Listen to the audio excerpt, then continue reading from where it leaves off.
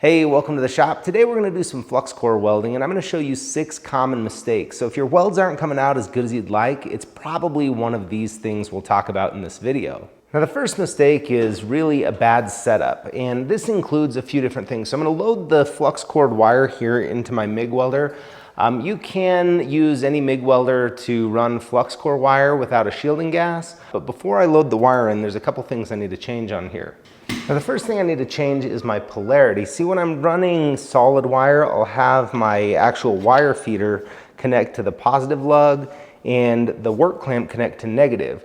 But I need to switch those around for most brands of self-shielded flux core wire, and that is going to be pretty important for it to run well, and it's easy to forget this one.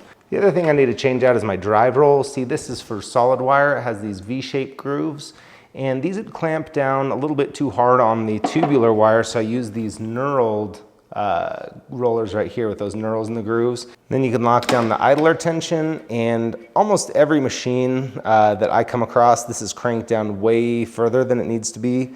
You can keep it pretty light with flux core wire, and those knurled rollers will grip it pretty well, and that's going to work a little better for your feeding.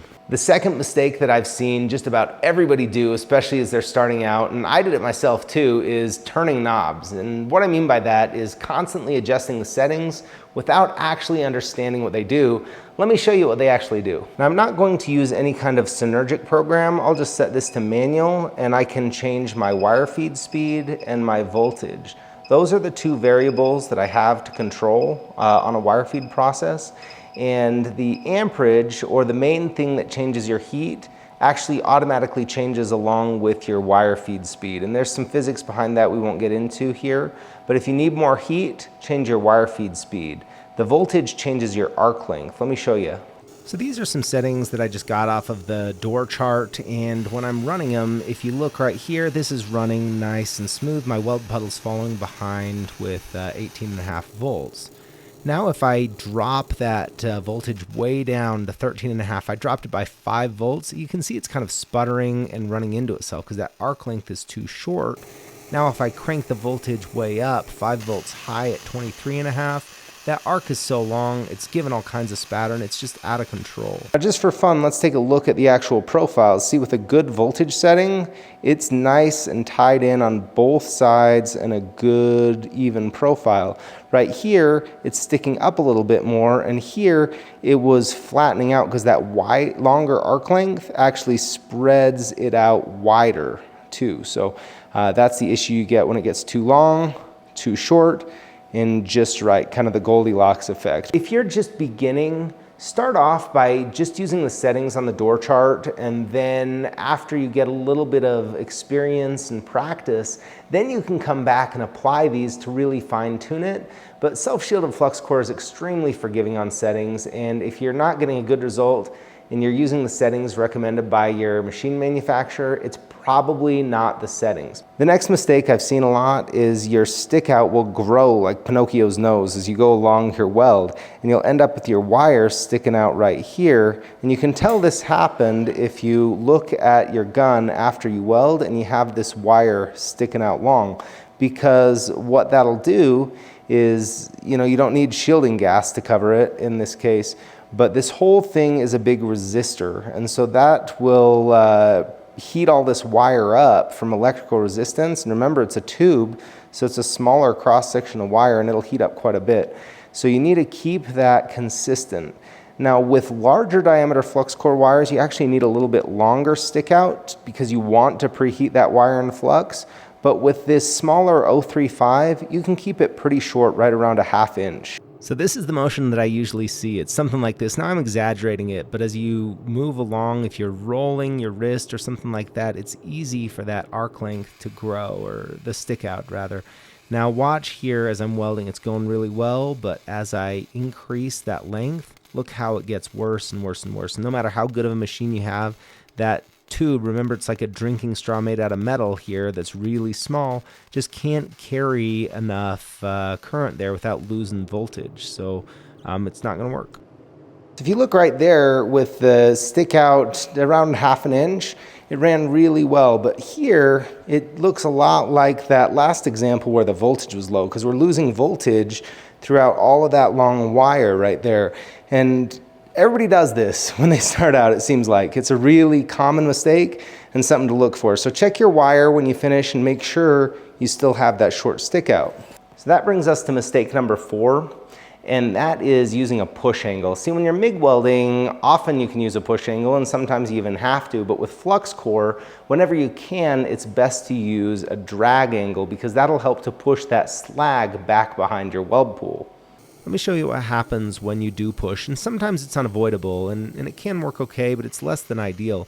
See, you're pushing that slag forward, and so there's really not a good boundary between the slag and the weld pool, where if I use a drag angle, that's pushing the slag backwards, and so you can see a little bit of a gap at the back end of your weld puddle with the slag filling in over top, and it gives you a better result. Just look at the difference in the weld bead profile, right? See, with that push angle, it's a mess. Right here, much more consistent, much better weld profile. Now the next mistake we're going to look at is really the game changer. This is responsible for many ugly welds, and the good news is it's pretty easy to fix. Now before we look at that, I'm going to tell you about my online courses. If you are just starting out with welding, learning to weld is hard. But I've put together some online courses that take you from the beginning with no knowledge, clear up through an ability to weld all of the common joints that you'll find on your projects. And I do it in very small lessons, about 30 lessons for each of the welding processes. I keep them as affordable as possible, a one-time payment of 39 bucks and they're yours forever with no subscription fees or anything like that. And if you find they're not for you, I'll give you your money back. Just shoot me an email, no questions asked. Now let's go ahead and get into mistake number 5, which is the big one. This is travel speed, and it comes down to traveling too fast most of the time. So you get the hood down and you start welding, and it's really a time warp. Honestly, that's what I love about welding, but it can make it difficult if you haven't yet learned to recognize and understand the puddle. Let me show you what happens when you travel too fast with flux core. Now I'm going to tack up a T-joint because it'll be a lot easier to see in this case. So as I begin welding, I'm tracing right along the joint, and this is what most beginners think you need to do, is just follow right along the joint as though you're, putting icing on a cake. But there's a lot more to it than that to really read and follow a weld puddle. So there you have it. See, not only is the bead too small because you're moving so quickly, but it's inconsistent. See, it's not even tied in some areas, and it's just kind of chunked along. And I've seen this on so many people's flux core welds in the beginning. Really, really common. Now, if you're thinking the solution to this is just to slow down, you're wrong, because this isn't the problem. This is a symptom of an extremely common problem, and that is that you haven't yet developed the ability to see and recognize the weld puddle.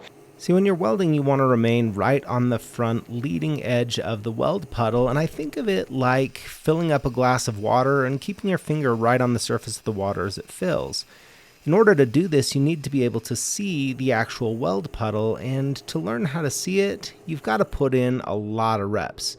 And the best way to get some rapid fire practice and learn how to do this is by padding beads on plate. So you'll run a bead, clean off the slag, and then run another one that's overlapping it by halfway.